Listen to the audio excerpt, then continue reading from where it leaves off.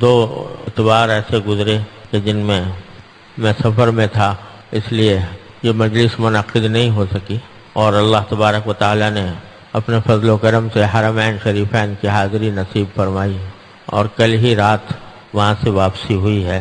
اللہ تبارک و تعالیٰ کا فضل و کرم ہے، اس نے اپنے دربار میں ناکارہ کو حاضر ہونے کا شرف بخشا۔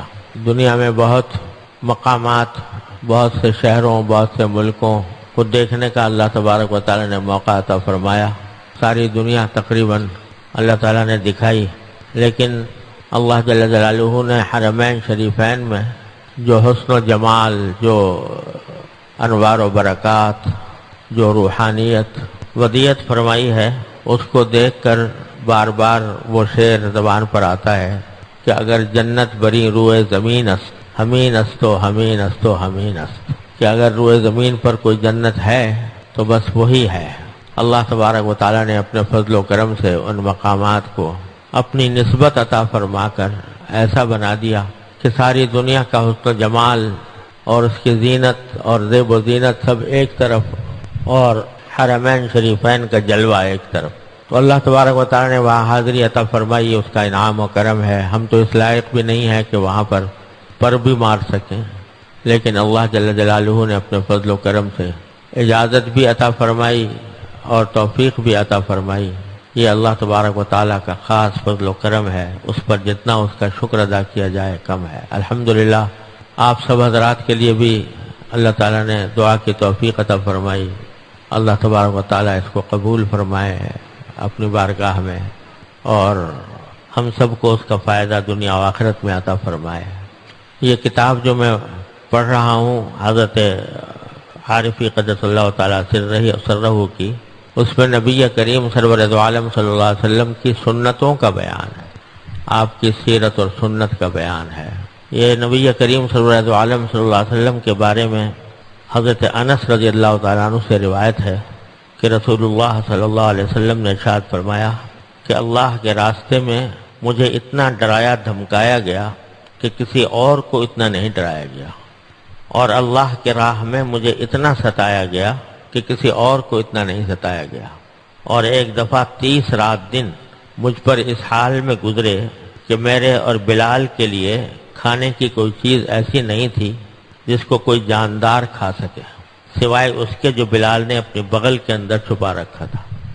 تو پہلے تو یہ بیان فرمایا کہ جتنا مجھے ڈرایا گیا اللہ تعالیٰ کے راستے میں، کسی اور کو اتنا نہیں ڈرایا گیا، جس کا مطلب یہ کہ حضرات انبیاء علیہ والسلام کو جتنی آزمائشیں پیش آئیں مختلف زمانوں میں، وہ ساری آزمائشیں ایک طرف، اور نبی کریم صلی اللہ علیہ وسلم کو جو آزمائشیں پیش آئیں وہ ایک طرف۔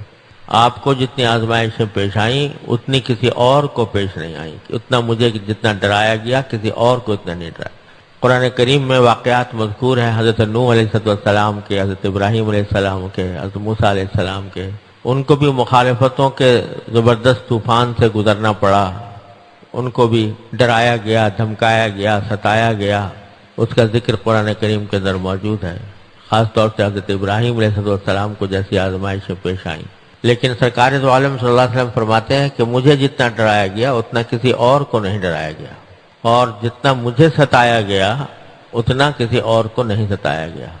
اور اسی ڈرانے اور ستانے کا ایک واقعہ بیان فرماتے ہیں کہ 30 دن رات مجھ پر ایسے گزرے کہ میرے پاس کھانے کی کوئی چیز ایسی نہیں تھی جو جاندار کھا سکے۔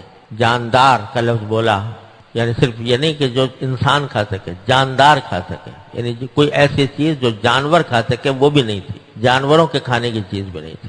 چنانچہ روایت یہ اس وقت کی بات ہے جب نبی کریم صلی اللہ علیہ وسلم اور آپ کے خاندان کا قریش کے لوگوں نے بائیکاٹ کیا تھا، اور حضور اقدس صلی اللہ علیہ وسلم شیب ابی طالب میں محصور تھے، اور سارے قریش نے بائیکاٹ کیا ہوا تھا کہ ان کو کوئی شخص کوئی چیز بیچے نہیں، ان سے کوئی چیز خریدے نہیں، اور ان سے کسی قسم کا معاملہ نہ رکھے۔ تو اس وقت یہ زمانہ گزرا کہ کھانے کی چیز نہیں کوئی تھی، یعنی پتے بھی نہیں تھے کھانے کے لیے، کیونکہ پتے، درختوں کے پتے کم از کم انسان نہیں کھا سکتے تو جانور تو کھا سکتے ہیں، لیکن فرمایا کہ ایسی کوئی چیز نہیں تھی جو کوئی جاندار کھا سکے، جانور کے کھانے والی چیزیں، پتے بھی نہیں تھے۔ لہذا روایات میں آتا ہے کہ بعض اوقات چمڑا کھانے کی نوبت آ جاتی تھی، چمڑے کو چبانے کی نوبت آ جاتی تھی۔ ایسے حالات میں گزرے کہ کوئی ایسی چیز نہیں تھی سوائے اس کے جو بلال نے اپنے بغل کے اندر چھپایا ہوا تھا۔ کوئی حضرت بلال نے کوئی ایسی چیز رکھی ہوئی ہوگی جو بغل کے اندر، اس کا استثناء فرمایا، باقی کوئی اور چیز کھانے کی نہیں تھی۔ تو بتلانا مقصود یہ ہے نبی کریم صلی اللہ علیہ وسلم کا کہ جب اللہ کا کوئی بندہ حق کے راستے پر چلنا شروع کرتا ہے تو اس کو بعض اوقات بڑی سخت آزمائشوں سے گزرنا ہوتا ہے۔ سخت آزمائشیں بھی بعض اوقات پیش آتی ہیں، لوگوں کی طرف سے ڈرانا دھمکانا بھی ہوتا ہے، لوگوں کی طرف سے مذاق اڑانا بھی ہوتا ہے، ستانا بھی ہوتا ہے، لیکن جو مطلوب ہے وہ یہ کہ جب ایک مرتبہ کسی حق کا راستہ سمجھ میں آ گیا کہ یہ راستہ حق ہے تو بس آدمی اس کے اوپر مستقیم ہو جائے، استقامت اختیار کرے۔ اسی لیے حضرت والا نے اس حدیث کے اوپر جو عنوان لگایا ہے وہ نبی کریم صلی اللہ علیہ وسلم کی استقامت کا، کہ استقامت سرکار دو عالم صلی اللہ علیہ وسلم کی ایک عظیم سنت ہے، سرکار دو عالم صلی اللہ علیہ وسلم کہ جو حق کا راستہ سمجھ میں آ گیا، اللہ تبارک و تعالی نے عطا فرما دیا تو اس پر ڈٹ گئے کہ کوئی دنیا بھر کی مخالفتیں بھی اس کے مقابلے پر آ جائیں، لوگ ستائیں، ڈرائیں، دھمکائیں، مذاق اڑائیں، استہزاء کریں، اذیتیں دیں، لیکن اس سے میں پھرنے والا نہیں ہوں۔ یہ ہے استقامت اور یہ مطلوب ہے دین میں۔ اور ایک حدیث میں آتا ہے کہ نبی کریم صلی اللہ علیہ وسلم نے ارشاد فرمایا کہ شیبتنی ہود، یعنی سورہ ہود جو قرآن کریم کی جو سورہ ہود ہے اس نے مجھے بوڑھا کر دیا، یعنی سورہ ہود کے مضمون کو، سورہ ہود میں جو مضمون بیان ہوا ہے اس کو سوچ سوچ کر میں بوڑھا ہو گیا ہوں، یعنی اتنی اس کا بوجھ ہے طبیعت پر کہ مجھے اس نے بوڑھا کر دیا۔ اب سورہ ہود میں کیا بات ہے جس نے سرکار دو عالم صلی اللہ علیہ وسلم کو بوڑھا کر دیا فکر کی وجہ سے؟ تو بعض حضرات نے تو یہ فرمایا کہ چونکہ سورہ ہود میں پچھلے انبیاء علیہ السلام کے واقعات بیان ہوئے ہیں، مختلف انبیاء کرام کے، اس میں حضرت نوح علیہ السلام کا واقعہ بھی ہے، ان کی قوم نے کس طرح ستایا اور کس طرح ان کو مصیبتوں کا سامنا کرنا پڑا، اور پھر کس طرح ان کی قوم کو غرق کیا گیا۔ اس میں لوط علیہ السلام کی قوم کا بھی واقعہ ہے، اس میں قوم عاد کا بھی ہے، قوم سمود کا بھی ہے۔ تو ان تمام انبیاء کرام کے قوموں کو جس طرح ہلاک کیا گیا، جس طرح عذاب ان کے اوپر آیا، تو اس عذاب کے تصور سے نبی کریم صلی اللہ علیہ وسلم کو بہت زیادہ فکر ہوئی اور اس کی وجہ سے آپ نے فرمایا کہ مجھے ان صورت نے بوڑھا کر دیا۔ بعض حضرات نے تو اس کی وجہ یہ بیان کی ہے، لیکن محققین کا کہنا یہ ہے کہ نہیں، بلکہ اس سورہ ہود کے اندر، سورہ ہود کے آخر میں سارے واقعات بیان کرنے کے بعد اللہ تبارک و تعالی نے ایک جملہ فرمایا ہے فاستقم کما امرت، کہ آپ استقامت اختیار کیجئے جیسا کہ آپ کو حکم دیا گیا ہے۔ استقامت اختیار کیجئے یعنی سیدھے رہیے۔ استقامت کے لفظی معنی ہوتے ہیں سیدھا رہنا، دائیں بائیں نہ مڑے، آدمی سیدھا رہے۔ تو یہ جو حکم دیا سرکار دو عالم صلی اللہ علیہ وسلم کو اللہ تبارک و تعالی نے کہ آپ استقامت اختیار کیجئے جیسے کہ آپ کو حکم دیا گیا ہے، اس نے بوڑھا کر دیا، یعنی اس فکر نے کہ میں کہیں راہ مستقیم سے ذرہ برابر ادھر ادھر نہ ہو جاؤں، اس فکر نے مجھے بوڑھا کر دیا۔ تو یہ استقامت جو ہے یہ بڑی عظیم چیز ہے، عظیم نعمت ہے۔ اللہ تبارک و تعالیٰ اپنے فضل و کرم سے ہم سب کو عطا فرمائے کہ دین پر آدمی دین کو قبول کرے اور پھر اس پر استقامت بھی اختیار کرے۔ ایک حدیث میں رسول کریم صلی اللہ علیہ وسلم نے ارشاد فرمایا کہ قل آمنت باللہ ثم استقم، جنت میں جانے کا راستہ یہ ہے کہ ایک مرتبہ یہ کہہ دو کہ میں اللہ پر ایمان لایا، پھر اس پر ڈٹ جاؤ، استقامت اختیار کرو۔ یہ اس لیے کہا جا رہا ہے کہ بعض اوقات ایسا ہوتا ہے کہ بندہ کسی حق راستے پر چلنا شروع کرتا ہے تو کوئی حق راستہ اختیار کرنا شروع کرنا کوئی مشکل اتنا نہیں ہوتا، ایک دم سے دل میں خیال آیا فلاں عبادت انجام دے لوں، عبادت انجام دے لی، تو یہ کوئی اتنا زیادہ مشکل نہیں ہے۔ مشکل یہ ہے کہ آدمی اس کے اوپر استقامت کے ساتھ قائم رہے، کہ اس نے دنیا کے سامنے جب پہنچا تو کسی نے لعنت ملامت شروع کر دی، کسی نے تانے دینے شروع کر دیے، کسی نے مذاق اڑانا شروع کر دیا، اس سے مرعوب ہو کر آدمی پھر اس راستے کو چھوڑ دے، یہ اللہ بچائے، یہ پھر بہت خطرناک راستہ ہے۔ بلکہ جب ایک حق بات سمجھ میں آ گئی تو اس کے بعد پھر چاہے دنیا میں لعنت کرے، ملامت کرے، تانے دے، استہزاء کرے، مذاق اڑائے، کچھ کرے، میں اس راستے کو چھوڑنے والا نہیں ہوں۔ یہ ہے سنت نبی کریم سرور دو عالم صلی اللہ علیہ وسلم کی۔ دیکھو کہ مکہ کے لوگوں نے کتنا ستایا سرکار دو عالم صلی اللہ علیہ وسلم، یہاں تک کہ ترغیب بھی دی، ترہیب بھی کی۔ ترغیب دی کہ اگر آپ چاہو تو آپ کو سردار ماننے کو تیار ہیں، اگر آپ چاہو تو مال و دولت کے ڈھیر آپ کے قدموں پر نثار کرنے کو تیار ہیں، اگر آپ چاہو تو دنیا کا منتخب حسن و جمال آپ کے پاس پیش کر دیا جائے۔ لیکن سرکار دو عالم صلی اللہ علیہ وسلم نے فرمایا کہ ایک ہاتھ میں آفتاب اور ایک ہاتھ میں ماہتاب بھی مجھے دے دو تو میں اس سے پھرنے والا نہیں۔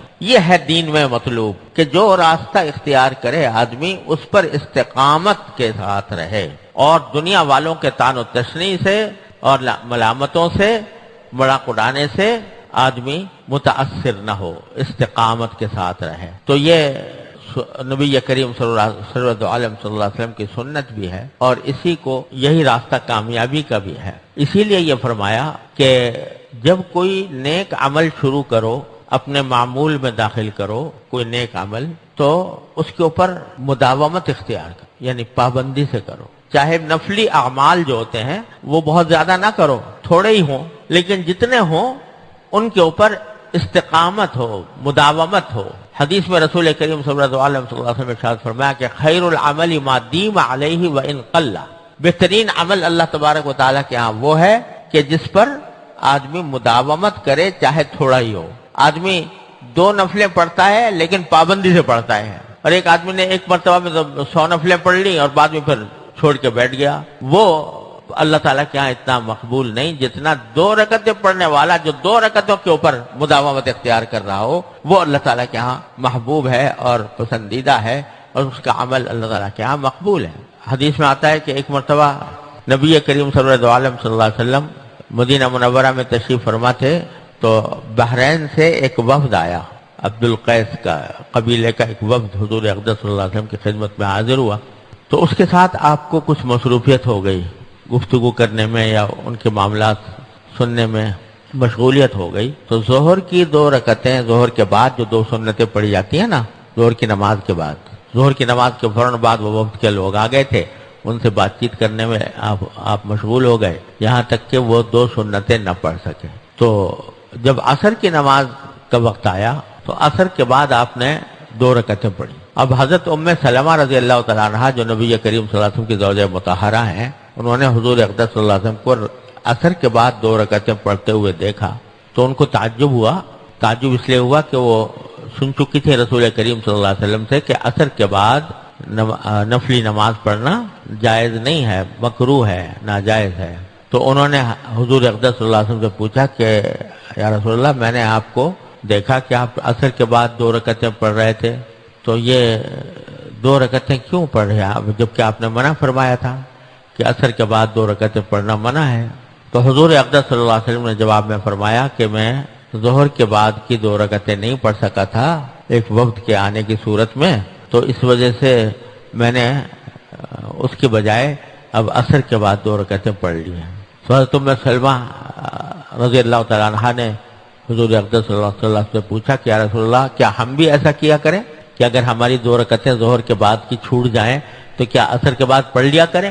آپ نے فرمایا نہیں، تم نہیں کرنا ایسا، تم تو اسی حکم پر قائم رہو کہ عصر کے بعد نماز پڑھنا، نفلی نماز پڑھنا ناجائز ہے، تمہارے لیے تو یہی حکم ہے۔ لیکن میں نے اس کی تلافی کی کہ مجھے اللہ تعالیٰ نے اجازت دے دی تلافی کرنے کی، تو میں نے اس اجازت کے تحت یہ 2 رکعتیں پڑھی۔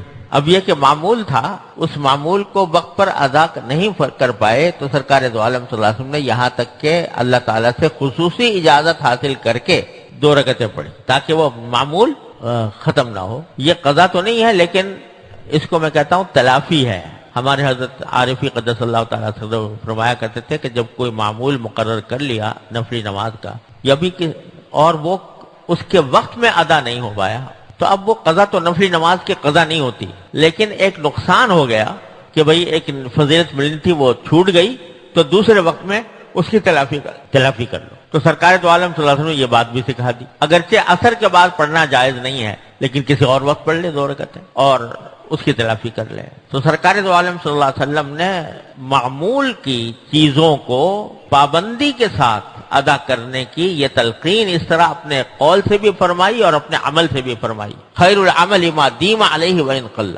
تلاوت ہے، اگر کوئی آدمی ایک دن تو اس نے ایک پوری منزل پڑھ لی اور دوسرے دن چھوڑ کے بیٹھ گیا، اور ایک وہ ہے جس نے ایک پاؤ پارا پڑھ لیا لیکن پاؤ پارا مداومت کے ساتھ پابندی کے ساتھ پڑھ رہا ہے، روزانہ پڑھتا ہے، تو اللہ تبارک و تعالیٰ کے ہاں اس کی بڑی بڑی قدر و منزلت ہے۔ خیر العمل ما دیم علیہ وان قل۔ تو جب کسی حق کا راستہ کوئی اختیار کر لے تو اس پر استقامت، یہ مطلوب ہے اللہ تبارک و تعالیٰ کو کہ وہ استقامت کے ساتھ انجام دے، اس میں گھل مل نہ ہو، اس میں لوگوں کی باتوں کی پرواہ کرنا اور پرواہ کر کے اس کو چھوڑ دینا یہ غلط بات ہے، بلکہ استقامت اختیار کریں اور اس کے لیے اپنی کمر کو ذرا مضبوط کرنا ہوتا ہے، اپنے عزم کو مضبوط کرنا ہوتا ہے کہ کچھ بھی ہو جائے، لوگوں کی طرف سے کوئی بھی رکاوٹیں آئیں، میں یہ کام چھوڑوں گا نہیں۔ جتنے بھی لوگ دین کی طرف آتے ہیں، جن کو صوفیاء کرام سالک کہتے ہیں کہ دین کی طرف آنے والا، سرزین کے راستے پر چلنے والا، اس کو یہ مراحل پیش آتے ہیں کہ وہ شروع کیا مگر شروع کرنے کے بعد کہیں سستی آ گئی، کہیں کاہلی آ گئی، کہیں دوسروں کی لعنت ملامت آ گئی، کہیں مذاق اڑانے کا تصور آ گیا، اس کی وجہ سے چھوڑ بیٹھتے ہیں۔ تو بس یہی انسان کا امتحان ہے کہ وہ آیا اس کے اوپر ثابت قدم رہتا ہے یا لوگوں کے کہنے سننے سے اس کام کو چھوڑ دیتا ہے۔ بہت سے لوگ ہیں جو اپنا حلیہ بنا لیتے ہیں، ان کا حلیہ جو ہے وہ سنت کے مطابق ہو جاتا ہے۔ اب چونکہ ایک ایسے ماحول میں رہ رہے ہیں جہاں سنت کے اوپر عمل کرنے کو لوگ جو ہیں وہ کہتے ہیں ملا بن گیا، یہ مولوی ہو گیا، اس نے تو اپنی زندگی تبدیل کر لی وغیرہ وغیرہ، اس کی وجہ سے بسا اوقات آدمی مرعوب ہو کر پھر واپس لوٹ جاتا ہے۔ تو وہی در حقیقت امتحان ہے، کتنا استقامت کے ساتھ اس نے حق کو اختیار کیا ہے۔ اور اسی لیے نبی کریم سرور دو عالم صلی اللہ علیہ وسلم نے یہ تلقین فرمائی کہ اللہ تعالیٰ سے دعا مانگا کرو استقامت کی، اللہ تعالیٰ سے استقامت کی دعا مانگا کرو۔ اور اس میں ایک بڑی عجیب حدیث ہے، حضرت شداد ابن اوس رضی اللہ تعالیٰ عنہ ایک صحابی ہیں، ان سے ایک مرتبہ نبی کریم سرور دو عالم صلی اللہ علیہ وسلم نے ایک عجیب بات ارشاد فرمائی۔ ان سے خطاب کرتے ہوئے فرمایا کہ اے شداد، جب لوگ سونا چاندی جمع کر رہے ہوں، جب لوگ سونا چاندی جمع کر رہے ہوں، جمع کر کے اپنے پاس رکھ رہے ہوں، ان کا ذخیرہ بنا رہے ہوں، ان کا خزانہ اکٹھا کر رہے ہوں، تو میں تم کو کہتا ہوں کہ چند کلمات کا خزانہ اپنے پاس جمع کرو، یعنی چند دعاؤں کا خزانہ۔ یعنی ساری دنیا کے لوگ جو ہیں وہ تو اس فکر میں پڑے ہوئے ہیں کہ میرے پاس پیسے زیادہ ہو جائیں، سونا میرے پاس زیادہ ہو جائے، چاندی زیادہ ہو جائے۔ سونا چاندی سے مراد یہ ہے کہ دولت زیادہ ہو جائے، تو لوگ تو اس کو جمع کرنے کی فکر میں ہیں اور اس کے لیے ساری دوڑ دھوپ کر رہے ہیں۔ میں تم کو ایسی حالت میں تلقین کرتا ہوں کہ چند کلمات کو اپنے پاس سونے چاندی سے زیادہ قیمتی سمجھ کر جمع کرو، اور پھر ایک دعا تلقین فرمائی، عجیب دعا ہے۔ فرمایا یہ کلمات اپنے پاس اس طرح رکھو جیسے لوگ سونا چاندی حفاظت کر کے رکھتے ہیں، یعنی اس کو پابندی کے ساتھ وہ دعا مانگا کرو۔ کیا فرمایا؟ یہ کہو، یہ کلمات محفوظ رکھو اور یہ دعائیں بکثرت کیا کرو کہ اللہم انی اسألک الثبات فی الامر وشکر نعمتک وحسن عبادتک ولسانا صادقا وقلبا سلیما واسألک من خیر ما تعلم واعوذ بک من شر ما تعلم۔ یہ دعا تلقین فرمائی حضرت شداد بن اوس رضی اللہ عنہ کو، اور یہ فرمایا کہ سونے چاندی کو جمع کرنے سے 1000 درجہ بہتر ہے کہ آدمی یہ کلمات جمع کرے اور ان کلمات سے اللہ تبارک و تعالیٰ سے دعا مانگے۔ ان میں سے ہر چیز عجیب و غریب، اس کے پیچھے عجیب کائنات ہے مضامین۔ فرمایا یہ دعا کرو پہلے کہ اللہم انی اسألک الثبات فی الامر، اے اللہ میں آپ سے استقامت چاہتا ہوں دین کے معاملے میں۔ اللہم انی اسألک الثبات فی الامر، میں آپ سے دین کے معاملے میں استقامت چاہتا ہوں، یعنی اس دین کے اوپر قائم رہوں اور لوگوں کے کہنے سننے کی پرواہ نہ کروں، صرف آپ کی رضا کی خاطر میں اس دین کو اختیار کروں اور کتنے ہی مخالفتوں کے طوفان سامنے آ جائیں اس سے میں ہٹوں نہیں. یہ دعا مانگو، اللہم انی اسألک الثبات فی الامر، اللہم انی اسألک الثبات فی الامر. کیوں؟ اس لیے کہ اللہ بچائے انسان کے حالات تبدیل ہوتے بھی بعض اوقات دیر نہیں لگتی. شیطان ہر انسان کے ساتھ لگا ہوا ہے، نفس انسان کے ساتھ لگا ہوا ہے. تو اللہ بچائے کسی وقت بھی اللہ بچائے مت الٹی ہو جائے، سمجھ الٹی ہو جائے اور آدمی دین کے راستے سے پھر جائے. حدیث میں بعض اوقات آتا ہے کہ بعض آدمی ایسے ہوتے ہیں کہ وہ بہت اچھے عمل کر رہے ہوتے ہیں دنیا میں، اپنی دنیاوی زندگی میں بہت اچھے عمل کر رہے ہوتے ہیں، اتنے اچھے عمل کر رہے ہوتے ہیں کہ ان کے اور جنت کے درمیان سوائے ایک ہاتھ کے کچھ اور فاصلہ باقی نہیں رہتا. یعنی بالکل جنت کے قریب پہنچ گئے ہوتے ہیں اپنے نیک عمل کی وجہ سے. نیک عمل کرتے رہے یہاں تک کہ جنت میں اور ان میں صرف ایک ہاتھ کا فاصلہ باقی رہ گیا. لیکن اللہ بچائے اچانک ان کے حالات میں تبدیلی آتی ہے اور وہ پلٹ جاتے ہیں، دین سے پلٹ جاتے ہیں. تو اب بجائے جنت کے جانے کے جہنم میں چلے جاتے ہیں. اللہ بچائے، اللہ تعالیٰ حفاظت فرمائے. تو اس لیے یہ کچھ پتہ نہیں کس وقت مت الٹی ہو جائے، شیطان کسی غلط راستے پر ڈال دے. لہذا اللہ ہی سے مانگو کہ اللہم انی اسألک الثبات فی الامر، اے اللہ میں آپ سے اس دین پر استقامت مانگتا ہوں، دین پر ثبات مانگتا ہوں. یہ جو بزرگوں سے منقول ہے نا کہ دعا کیا کرو کہ ہمیں اللہ تعالیٰ خاتمہ ایمان پر فرمائے، حسن خاتمہ فرمائے، تو یہ ویسے ہی نہیں ہے.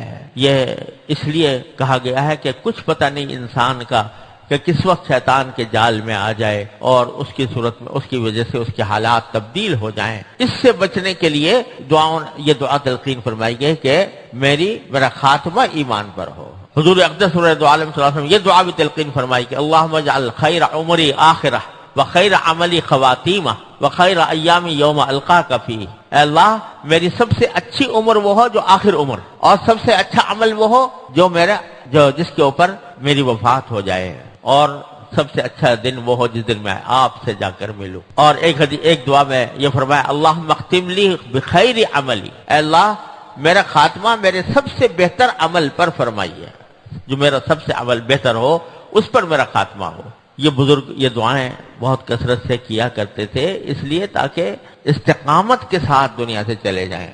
اللہ تبارک و تعالیٰ کی بارگاہ میں حاضر ہوں تو استقامت کے ساتھ حاضر ہوں. تو یہ معمولی بات نہیں ہے.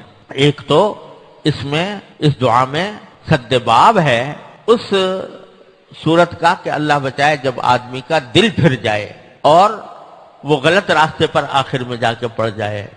پتہ نہیں بہت سے واقعات ایسے ہیں تاریخ میں کہ بہت اچھا نیک آدمی تھا، سب کچھ تھا، لیکن آخر میں جا کے اللہ بچائے خاتمہ خراب ہوا. تو اللہ تعالیٰ سے اس کی پناہ مانگنے کی ضرورت ہے اور اس کے لیے یہ دعا تلقین فرمائی کہ اللہم انی اسألک الثبات فی الامر. دوسرا یہ کہ ثبات فی الامر کے اندر یعنی استقامت کے اندر یہ بات بھی داخل ہے کہ میں نے ایک حق راستہ اختیار کیا، اب دنیا مجھے اس سے ڈگمگانے کی کوشش کرتی ہے، دنیا مجھے برا بھلا کہتی ہے، مجھے تانے دیتی ہے، تو اس کے نتیجے میں کہیں ایسا نہ ہو کہ میں اس سے گھبرا جاؤں اور گھبرا کر میں اپنا اس راستے کو چھوڑ دوں. تو اس سے بھی حفاظت. اللہم انی اسألک الثبات فی الامر، اے اللہ میں استقامت مانگتا ہوں دین کے معاملے میں کہ یہ کہیں اور. اسی لیے نبی کریم صلی اللہ علیہ وسلم نے یہ دعا بھی تلقین فرمائی اور یہ بھی کثرت سے کرتے رہنا چاہیے. اللہم یا مقلب القلوب ثبت قلبی علی دینک، اے دلوں کے پھیرنے والے میرے قلب کو دین پر ثابت قدم کر دی. اللہم مصرف القلوب صرف قلوبنا علی طاعت، اے وہ ذات کے جو دلوں کو پھیرنے والی ہے وہ ہمارے دلوں کو طاعت کی طرف، عبادت کی طرف، اپنی اطاعت کی طرف پھیر دیجیے. تو یہ ساری دعائیں اس لیے کہ تاکہ دو باتوں سے، ایک تو اللہ بچائے کہ خاتمہ خراب ہونے سے بچانے کے لیے، اور دوسرے حق کے راستے میں جو لوگوں کے کہنے سننے کی وجہ سے انسان کو ڈگمگانے کا اندیشہ ہوتا ہے اس سے حفاظت کے لیے. اللہ اس کو اس لیے فرما رہے ہیں کہ سونا چاندی سے جمع کرنے سے بہتر یہ ہے کہ تم یہ اپنے پروردگار سے یہ رابطہ قائم کر کے یہ دعا مانگو اللہم انی اسألک الثبات فی الامر. پھر فرمائے وعظیم اسألک عظیمۃ الرشد. یہ بھی عجیب دعا ہے کہ اللہ میں آپ سے مانگتا ہوں سیدھے راستے کا عزم. یعنی بسا اوقات ایسا ہوتا ہے کہ آدمی کو پتا ہے کہ یہ راستہ اچھا ہے، یہ کام نیکی کا ہے، یہ جنت میں لے جانے والا ہے، اس سے اللہ تبارک و تعالیٰ راضی ہوتا ہے، لیکن اس کام کے کرنے کا صحیح عزم دل میں پیدا نہیں ہوتا، ڈرتا رہتا ہے کہ پتہ نہیں یہ اسے تو مشکل کام ہے، یہ مجھ سے ہو سکے گا نہیں ہو سکے گا، لہذا عزم نہیں کر پاتا، ارادہ مضبوط نہیں کر پاتا. وہ جو غالب کا مشہور شعر ہے کہ جانتا ہوں ثبات طاعت و زہد پر طبیعت ادھر نہیں جاتی، کہ جانتا ہوں ثبات طاعت و زہد کہ اللہ تعالیٰ کی اطاعت میں کیا فائدہ ہے وہ بھی جانتا ہوں، اور زہد میں دنیا سے بے رغبتی میں کیا فائدہ ہے وہ بھی جانتا ہوں، پر طبیعت ادھر نہیں جاتی، اللہ بچائے، لیکن طبیعت اس طرف چلتی نہیں، لہذا محروم رہتا ہوں. تو وہ کیا ہے کہ عظیمت الرشد کی کمی ہے. رشد یعنی ہدایت کا راستہ، اس ہدایت کے راستے کا عزم دل میں پیدا نہیں ہوتا، پکا ارادہ نہیں پیدا ہوتا. تو یہ بھی اللہ سے مانگو کہ اللہ میں کمزور ہوں، میری ہمت کمزور ہے، بے ہمت ہوں، بے حوصلہ ہوں، اے اللہ میری ہمت ایسی کر دیجئے کہ جس سے میں آپ کے رشد کی عظیمت، رشد کا عزم مصمم میں دل میں پیدا کر سکوں، میرے عزم کو پختہ کر دی. یہ بھی اللہ تعالیٰ سے مانگ. تو اللہم انی اسألک الثبات فی الامر، اے اللہ میں آپ سے دین کے معاملے میں استقامت مانگتا ہوں، اور دوسرے رشد یعنی ہدایت کے راستے کا عزم میں آپ سے مانگتا ہوں. اب دیکھو تلقین سرکار دو عالم صلی اللہ علیہ وسلم یہ فرما رہے ہیں کہ اکثر و بیشتر یہ ہوتا ہے، ہم سب میں ہوتا ہے کہ ایک راستہ پتا ہے یہ سیدھا راستہ ہے، پتا ہے کہ یہ ثواب کا راستہ ہے، پتا ہے کہ یہ جنت میں لے جانے والا ہے، پتا ہے کہ یہ اللہ تعالیٰ کو کی خوشنودی والا راستہ ہے، لیکن ہمت نہیں ہو رہی، ہمت پوری نہیں ہو رہی اس کام کو کرنے کی، اور اس کی وجہ سے آدمی کرنے سے معذور. بکثرت میرے پاس بھی خطوط آتے ہیں لوگوں کے، لوگ زبان سے بھی کہتے ہیں کہ ہم نے معمولات تو مقرر کر لیے ہیں مگر وہ ہو نہیں پاتے، ناغا ہو جاتا ہے، سستی آ جاتی، کاہلی ہو جاتی، ہو نہیں پاتے. یہ کیا ہو رہا ہے؟ عظیمت الرشد کی کمی ہے، بے ہمت ہے. تو سرکار دو عالم صلی اللہ علیہ وسلم فرما رہے ہیں کہ جب یہ صورتحال ہو تو وہ ہمت بھی اللہ سے مانگو، ہمت بھی اللہ سے مانگو. اے اللہ اپنی رحمت میں بے ہمت ہوں، ہمت عطا فرما دی، میں بے حوصلہ ہوں، حوصلہ عطا فرما دی. یہ بھی اللہ سے مانگو. میں نے اپنے والد ماجد قدس اللہ تعالیٰ سرہ سے سنا کہ ایک مرتبہ حضرت حکیم الامت مولانا شبیر صاحب تھانوی رحمۃ اللہ علیہ مجلس میں یہ بیان فرما رہے تھے کہ اللہ تبارک و تعالیٰ سے مانگنے والا چاہیے، اللہ تعالیٰ کے ہاں دینے میں کوئی کمی نہیں ہے، اللہ تعالیٰ کے ہاں دینے میں کوئی کمی نہیں، مانگنے والا چاہیے. کوئی جو ناشنا سے ادا ہو تو کیا علاج، ان کی نوازشوں میں تو کوئی کمی نہیں، وہ تو دینے والے ہیں اور دیتے ہیں، لیکن مانگنے والا چاہیے. اور اسی میں فرمایا کہ جھولی پھیلانے والا چاہیے. وہ جو سائل ہوتا ہے نا وہ جھولی پھیلاتا ہے، تو جھولی پھیلانے والا چاہیے. جو کوئی جھولی پھیلائے گا اللہ تبارک و تعالیٰ ضرور عطا فرمائیں گے اس کو. تو حضرت خواجہ مجذوب صاحب رحمۃ اللہ علیہ حضرت کے خاص خلفاء میں سے تھے، وہ بیٹھے ہوئے تھے، تو وہ پوچھنے لگے کہ حضرت آپ نے فرمایا کہ جھولی پھیلانے والا چاہیے، کسی کے پاس جھولی ہی نہ ہو تو کیا کرے؟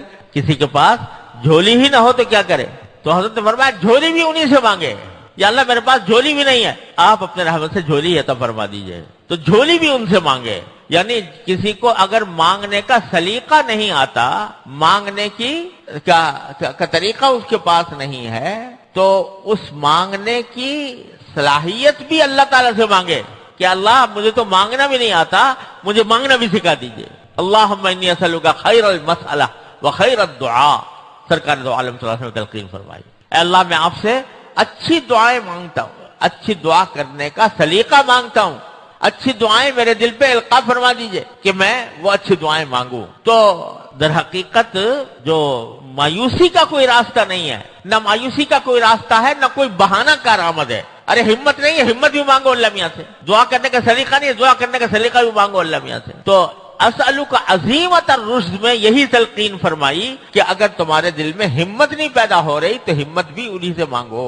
اور اللہ تبارک و تعالیٰ پھر اگر سچے دل سے مانگو گے تو اللہ تبارک و تعالیٰ ضرور انشاءاللہ عطا فرمائیں گے. اور اگر بالفرض نہ بھی ملی تو آخرت میں اللہ میں سے کہہ تو سکو گے کہ یا اللہ میاں میں نے تو آپ سے مانگی تھی، اب مجھ سے مواخذہ نہ فرمائیے گا، اب مجھ سے مواخذہ نہ فرمائیے. ہمارے حضرت فرمایا کہ یہ دعا کر لیا کرو، یا اللہ مجھے یا تو یہ سیدھا راستہ دکھا دیجئے، اس کے اوپر عمل کرا دیجئے، ورنہ پھر مجھ سے مؤاخذہ نہ فرمائیے، مجھ سے گرفت نہ فرمائیے۔ تو اسألک عزیمۃ الرشد، اے اللہ میں آپ سے رشد کا عزم مانگتا ہوں کہ میرے دل میں وہ عزم پیدا ہو جائے، رشد کے کام کرنے کا عزم پیدا ہو جائے، وہ بھی میں آپ سے مانگتا ہوں۔ میں تو کمزور ہوں، اور میرے ارادے بھی کمزور، میری ہمت بھی کمزور، میرے حوصلے بھی کمزور، لیکن اللہ آپ کے قبضہ قدرت میں سب کچھ ہے، مجھے عزم بھی عطا فرما دیجئے، مجھے میرے ارادوں میں پختگی بھی عطا فرما دیجئے، اور مجھے اس سیدھے راستے پر لے گا۔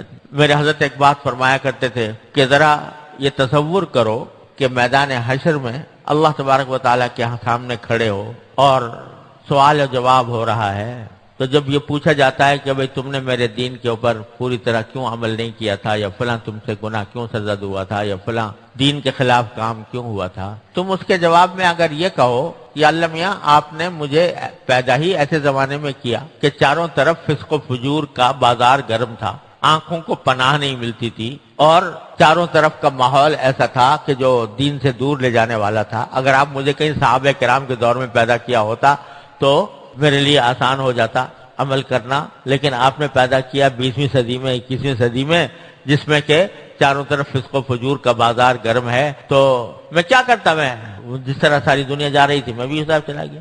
اگر تم یہ جواب دو، اس کے جواب میں اللہ تبارک و تعالیٰ فرمائے کہ یہ بتاؤ کہ کیا اس دور کے اندر بھی تمہیں دین پر کاربند کر دینا میری قدرت سے باہر تھا؟ میری قدرت سے باہر تھا؟ ظاہر ہے کہ نہیں تھا۔ تو تم نے مجھ سے کیوں نہیں مانگا کہ اللہ یہ چاروں طرف ظلمتیں چھائی ہوئی ہے، چاروں طرف فسق و فجور کا بازار گرم ہے، ہر طرف گناہ کی دعوت دی جا رہی ہے، اے اللہ میں آپ سے مانگتا ہوں کہ اپنے فضل و کرم سے مجھے اس فسق و فجور سے بچا کر اپنے راستے پر لے جائیے۔ یہ کیوں نہیں مانگا مجھ سے؟ ظلمات چاروں طرف بکھری ہوئی ہیں، ان ظلمتوں کے اندر کیا تمہیں نور کا راستے پر لانا میری قدرت سے باہر تھا؟ نہیں، قرآن بھرا ہوا ان اللہ علی کل شیء قدیر، تو کیا میں اس پر قدرت نہیں رکھتا تھا؟ اگر یہ بات تھی تو تم مجھ سے مانگتے کہ اللہ میں تو قادر نہیں ہوں، آپ قادر ہیں، مجھے اس گمراہیوں کے اندھیرے سے نکال کر نور کے راستے پر لے آئی ہے۔ یہ کیوں نہیں مانگا؟ اس کا کوئی جواب ہوگا؟ کیوں نہیں مانگا؟ مجھ سے کیوں نہیں مانگا؟ مجھ سے مانگتے۔ اور ہم نے یہ وعدہ کیا ہوا ہے کہ جو شخص ہم سے ظلمات سے، تاریکیوں سے، اندھیروں سے بچنے اور نور کے راستے پر آنے کی دعا کرتا ہے، ہم ضرور اس کو نور کی دعا کرتے ہیں۔ الذین جاہدوا فینا لنہدینہم سبلنا، جو ہمارے راستے میں کوشش کرتے ہیں ہم ضرور ان کو اپنے راستوں پر لے جا کر کھڑا کر دیتے ہیں۔